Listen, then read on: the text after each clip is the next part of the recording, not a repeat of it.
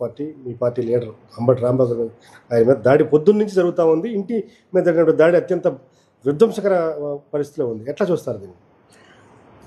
అతి దారుణమైనటువంటి చర్య, పిరిగిపంద చర్య. కూటమి ప్రభుత్వంలో జరుగుతున్నటువంటి అరాచకానికి నిదర్శనం. ఒక జిల్లా అధ్యక్షుడి మీద, మాజీ మంత్రి మీద, 2 సార్లు పైచిలుకు ఎమ్మెల్యేగా గెలిచినటువంటి వ్యక్తి మీద పాశవికమైనటువంటి దాడి. వారి ఇంటిలోకి వెళ్ళి ఫర్నిచర్తో పాటు మొత్తం చల్లాచెదురు చేసి ఆ చుట్టుపక్కల ఇళ్లను కూడా దాడి చేసి ఫర్నిచర్ని అంతటిని డ్యామేజ్ చేసి ఆ యొక్క సందులో అంతా భయం వాతావరణాన్ని సృష్టించేటటువంటి అధికారం మీకు ఎవరిచ్చారు? అసలు ఈ దాడికి కారణం ఏంటి? ఫ్లెక్సీలు పెట్టేదేంటి? ఒక ప్రభుత్వంలో ఉన్నటువంటి పార్టీ నాయకులు రెచ్చగొడుతూ ప్రజల్ని జరగనటువంటి కల్తీని జరిగిందని ఫ్లెక్సీలు పెడతారా? ఒక పార్టీని బ్లేమ్ చేస్తూ, పార్టీ నాయకుల్ని బ్లేమ్ చేస్తూ మీరు కూడలలో పెద్ద పెద్ద ఫ్లెక్సీలు వేసి సిబిఐ ఇచ్చినటువంటి రిపోర్ట్ను కూడా పక్కన పడేసి సిబిఐలో ఉన్నటువంటి మాటలు మాట్లాడేటటువంటి మాపై దాడులు చేస్తారా? చంద్రబాబు నాయుడు గారికి అంత మాత్రం సోయలేదా? 40 సంవత్సరాల రాజకీయ చరిత్ర కలిగినటువంటి చంద్రబాబు నాయుడు గారు మరి పంది కొవ్వు, జంతువుల కొవ్వు, ఫిష్ ఆయిల్ కలిసిందని ఏ విధంగా మాట్లాడాడు? అప్పుడు వారి మీద హిందూ ధర్మానికి సంబంధించినటువంటి వారు మాట్లాడరా? ఇది హిందూ ధర్మం మీద జరిగినటువంటి దాడి కాదా? మన సంస్కృతి సాంప్రదాయాల మీద, మన దేవదేవుని మీద జరిగినటువంటి దాడిగా దీన్ని చూడరా? ఈ రాష్ట్రంలో అత్యంత పవిత్రమైనటువంటి, ఈ దేశంలోనే అత్యంత పవిత్రం కలిగి ఈ రాష్ట్రానికి మణిహారంగా ఉన్నటువంటి గొప్ప ఆధ్యాత్మిక క్షేత్రాన్ని మీరు అపవిత్రం చేస్తూ దానిలో ఉన్నటువంటి లడ్డూ ప్రసాదాల మీద విషం చిమ్ముతూ ఉంటే ఇవాళ సిబిఐ బయటపెట్టినటువంటి రిపోర్ట్ని మేము చెప్పటం, మీరు చేసిన పాపానికి మేము ప్రాయశ్చిత్తంగా ఆ దేవుణ్ణి మీకు మంచి మనసు ఇవ్వాలని కోరుకోవటం తప్ప? అంటే అంబటి రాంబాబు గారు దైవ సన్నిధికి ఎందుకు వెళ్తున్నారు? మీరు చేసినటువంటి పాపాలని కడగమని, మీరు చేస్తున్నటువంటి తప్పుల నుంచి మీకు మంచి బుద్ధిని ప్రసాదించమని ఆ భగవంతుడిని కోరడానికి. వారిపై మీరు కర్రలు రాడ్లు తీసుకొని దాడి చేస్తే మరి పెద్ద వయసు వ్యక్తి ఆ మాత్రం కోప్పడ్డా? ఇవాళ ఎవరైతే తెలుగుదేశం నాయకురాలు ఉందో, ఒక నాయకురాలు లంజా కొడక అని చెప్పుతో కొడతామని చెప్పులు తీసుకొని వారి ఇంటి మీదకి వెళ్ళి దాడి చేశారు. ఏ విధంగా చంద్రబాబు నాయుడు గారి కంటే తక్కువ వాళ్ళం మేము? ఏ విధంగా మాట్లాడతారు మీరు ఆ భాషని? ఏ విధంగా మీరు చెప్పులతోటి దాడి చేయమని భూత పురాణాలు మాట్లాడుతూ ఈ విధమైనటువంటి మాటలతోటి బూతులు తిడుతూ మాపై దాడి చేయవచ్చా? మేము మాకున్నటువంటి హక్కుల గురించి మాట్లాడితే మీకు నచ్చదా? ఇది అత్యంత దుర్మార్గమైనటువంటి చర్య. దీన్ని తీవ్రంగా ఖండిస్తున్నాం. అంబట్రామ్ ఈ రకమైనటువంటి సంస్కృతిని చంద్రబాబు నాయుడు గారు కానీ ప్రవేశపెడితే, ఆ రోజు నల్లపరెడ్డి ప్రసన్న కుమార్ రెడ్డి గారి మీద నెల్లూరులో దాడి చేశారు, ఈరోజు అంబటి రాంబాబు గారి మీద దాడి చేశారు. మేము సంయమనం పాటిస్తున్నాం. ఇదే విధానం మేము కూడా కొనసాగిస్తే మీకంత అత్యంత బలమైనటువంటి పార్టీ మాది. మీ తెలుగుదేశం, మీరు 4 పార్టీలు కలిసి రావాలి, మాకు అక్కర్లా. సింగిల్ లార్జెస్ట్ పార్టీ మాది. మాకు క్యాడర్ ఉంది, మాకు నాయకత్వం ఉంది, మేము మాట్లాడగలుగుతాం, మేము రెచ్చగొట్టగలుగుతాం, మేము కూడా మీరు చేసినటువంటి కార్యక్రమాలు చేయగలుగుతాం. కానీ మంచి పద్ధతి కాదు. ప్రజాస్వామ్యంలో పద్ధతులు ఉంటాయి, చట్టాలు ఉంటాయి, వాటికి లోబడి మనం ప్రవర్తించాలా. ఒకవేళ ఎవరైనా తప్పు చేస్తుంటే మీరు చట్టపరంగా శిక్షించండి, చట్టపరంగా చర్యలు తీసుకోండి. మీ ఇష్టానుసారంగా రాడ్లు కర్రలు తీసుకొని రోడ్ల మీదకి వచ్చేసి చంపేస్తారా? అంటే మీరు ఖచ్చితంగా మనిషి దొరికినట్టయితే ఆ రోజు నల్లపరెడ్డి ప్రసన్న కుమార్ రెడ్డి కానీ ఇవాళ అంబటి రాంబాబు గారు కానీ చనిపోతారా లేదా? చంపేస్తారా లేదా? కావాలని చేసేటటువంటి దాడి కదా ఇది, చేయిస్తున్నటువంటి దాడి కదా ఇది. చంద్రబాబు నాయుడు గారు ఆడిస్తున్నటువంటి తెరచాటు నాటకాలు. ఈ దేశంలో ఉన్నటువంటి ప్రతి ఒక్కరికి సమాన హక్కులు ఉన్నాయి. చంద్రబాబు గారికి ప్రత్యేకమైన హక్కు ఏమి లేదు, చంద్రబాబు నాయుడు గారికి ప్రత్యేకమైన చట్టాలు ఏమి లేవు. చట్టాలకు వారికి ఏమి చుట్టాలు కాదు. వైఎస్ఆర్ కాంగ్రెస్ పార్టీలో అత్యంత బలమైనటువంటి నాయకుల మీద మీరు చేస్తున్నటువంటి దాడి ఏంటి? మీరు మాట్లాడుతున్నటువంటి బూతులేంటి? వైఎస్ జగన్మోహన్ రెడ్డి గారి మీద, మాజీ ముఖ్యమంత్రి గారి మీద, మా అధ్యక్షుల మీద మీరు వాడుతున్నటువంటి భాష ఏంటి? హోంమంత్రితో సహా కార్టూన్ లేసి మాట్లాడుతున్నారు. మాకు లేవా ఫీలింగ్స్? మాకుండవా కోపాలు? మాకు రావా? మా మనస్సాక్షి ఉండదా? ఇంతటి దారుణమైనటువంటి దాడులు మాపై చేస్తూ మానసికంగా, శారీరకంగా, రాజకీయంగా ప్రతి విధంగా మాపై దాడులు చేస్తూ పోతున్నారు. ఇది మంచి పద్ధతి కాదు. ఇది చంద్రబాబు నాయుడు గారు తీసుకొస్తున్నటువంటి విష సంస్కృతి. ఇది ఒకవేళ పెట్టరేగిపోతే కంట్రోల్ అవ్వదు. కాబట్టి ఇకనైనా కూటమి ప్రభుత్వం ఈ దాడుల్ని ఆపాలి, మా యొక్క సహనాన్ని పరీక్షించొద్దని వారికి తెలియజేస్తున్నాం.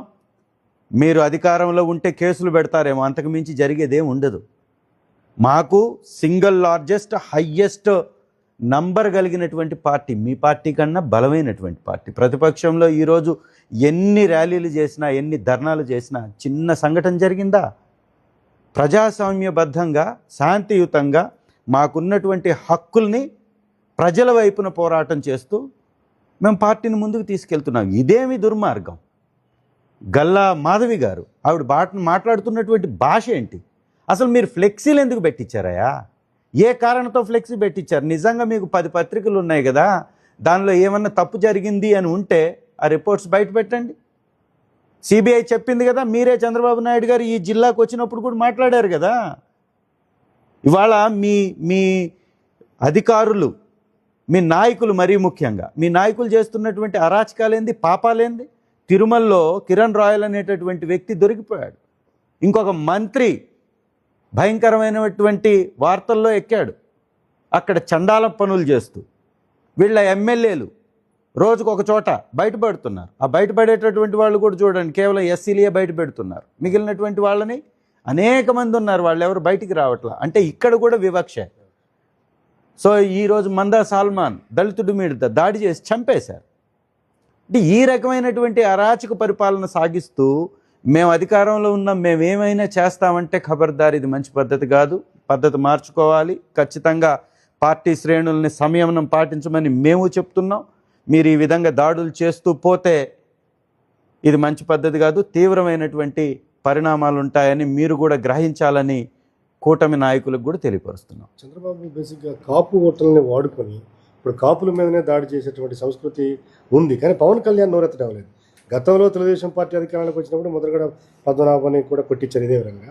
ఇప్పుడు అంబటి రాంబాబు మీద దాడులు చేస్తున్నారు, కానీ పవన్ కళ్యాణ్ ఎక్కడా కూడా బయటికి రావడం లేదు. చాలా కరెక్ట్ అయినటువంటి అంశం. వారి ఓట్లు మాత్రమే కావాలి పవన్ కళ్యాణ్ గారికి. వారికి అధికారం అవసరం లేదు. 15 సంవత్సరాలు ఏమీ చేయకపోయినా చంద్రబాబు నాయుడు గారికి ఊడిగం చేసేస్తానని చెప్తాడు. ఈ పరిపాలన అడ్డగోలు పరిపాలన చేస్తూ ఆ కాపుల మీద దాడులు చేస్తున్నా ఒక చోట కాదండి, శ్రీకాళహస్తి దగ్గర నుంచి తీసుకోండి, ఏ చోట చూసినా కానీ జనసేన నాయకుల మీద దాడులు విపరీతంగా పెరిగిపోయి చేస్తుందన్నీ కూటమి నాయకులే. ఇవాళ ఏకంగా వైఎస్ఆర్ కాంగ్రెస్ పార్టీలో ఉన్నటువంటి కాపుల మీద దాడి చేసేది, నాని గారి మీద దాడి చేసి వారి కుటుంబాన్ని ఇబ్బంది పెట్టేటటువంటి ప్రయత్నం చేశారు. పేర్ని నాని గారి కుటుంబం మీద అనేక మంది కాపు సామాజిక వర్గానికి చెందినటువంటి నాయకుల మీద చంద్రబాబు నాయుడు గారు దాడి చేస్తూ పోతుంటే కాపుల తరఫు నుంచి ఓట్లు అడుక్కొని ఇవాళ డిప్యూటీ చీఫ్ మినిస్టర్గా ఉన్న పవన్ కళ్యాణ్ గారు నిద్రపోతున్నారు. ఎక్కడున్నారు అంటే వారికి ఆ కులం మీద ప్రేమ లేదు, ఆ కులస్తుల్లో ఉన్నటువంటి నాయకుల మీద బాధ్యత లేదు, వారి వైపున నిలబడేటటువంటి ఆలోచన లేదు. కేవలం రాజకీయ స్వార్థం, స్వలాభం చంద్రబాబు నాయుడు గారికి ఊడిగం చేయడం తప్ప ఇంకోటి లేనే లేదు. అది వారి రాజకీయ అపరిపక్వతకి నిదర్శనంగా కనపడుతుంది. ఇవాళ జరుగుతున్నటువంటి దాడులకు మొట్టమొదటగా స్పందించాల్సింది పవన్ కళ్యాణ్ గారే. ఎందుకు స్పందించట్లేదు? ఏదో స్వార్థం ఉంది, ఏదో స్వార్థ రాజకీయం ఉంది, ఏదో లబ్ధి ఉంది, లేదో ఆర్థిక పరమైనటువంటి లావాదేవీలు ఉన్నాయి. లేకపోతే ఎందుకు బయటికి రారు? నీ సంబంధించినటువంటి కమ్యూనిటీ, నిన్ను పోషిస్తున్నటువంటి కమ్యూనిటీ, నిన్ను ఈ స్థాయిలో నిలబెట్టినటువంటి కమ్యూనిటీ, దానికి నష్టం జరిగితే బయటికి రావా? ఇది అత్యంత హేయమైనటువంటి చర్య. ప్రధానంగా ఈ పోలీస్ వ్యవస్థ ఏం చేస్తున్నట్టు, ఎందుకంటే మాకు పొద్దున్న నుంచి టెన్షన్ వాతావరణం ఉంది గుంటూరులో.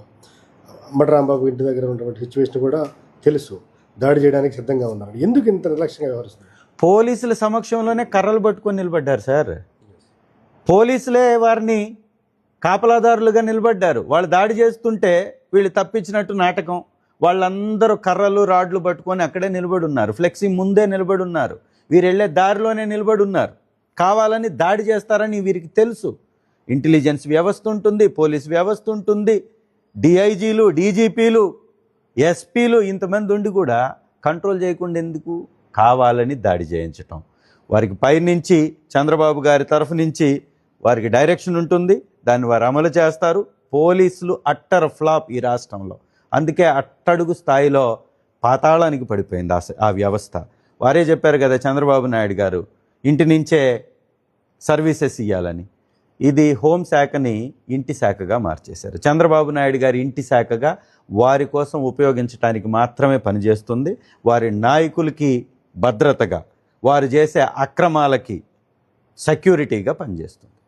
ప్రధానంగా మన ఒంగోలులో చూసుకుంటే ప్రధాన కూడల్లో 3-4 సెంటర్లలో అదే ఫ్లెక్సీలు పెట్టున్నారు. నిన్నటి నుంచి ఆ ఫ్లెక్సీలు ఉన్నాయి. పోలీసులకి తెలియపరిచింది పార్టీ, బట్ తీసేస్తామని చెప్పారు, బట్ ఇప్పుడు తీయడం లేదు. ఎలా చూస్తారు? ఖచ్చితంగా ఇది ఫెయిల్యూర్. ఎస్పీ గారిని మీ ద్వారా కూడా రిక్వెస్ట్ చేస్తున్నాం, ఇది మంచి పద్ధతి కాదు సార్. మేము ఆల్రెడీ ఇవాళ వెంకటేశ్వర స్వామి గారి టెంపుల్ దగ్గరికి వెళ్ళినప్పుడు కూడా వారికి రిక్వెస్ట్ చేసాం. ఇక్కడ ఉన్నటువంటి ఇన్ఛార్జ్ చుండూరు రవిబాబు గారు వారికి రిప్రజెంటేషన్ ఇచ్చారు. ఇది మంచి పద్ధతి కాదు, ఇక్కడ కలిసిమెలిసి అందరూ ఉంటారు, ఈ రకమైనటువంటి బ్యానర్లు పెట్టి మీరు మమ్మల్ని రెచ్చగొట్టొద్దు, ఇమీడియట్గా వాటిని తొలగించమని చెప్పినా కూడా తొలగించకపోవటం అధికార పార్టీతోటి కుమ్మక్కవడమే. ఖచ్చితంగా పోలీసులు ఈ పద్ధతిని మార్చుకోవాలి. ఒకవేళ ఇదే విధంగా ఉంటే ఖచ్చితంగా వైఎస్ఆర్సీపీ శ్రేణులు బయటకు వస్తారు, ఆ ఫ్లెక్సీని తొలగిస్తారు. Thank you sir.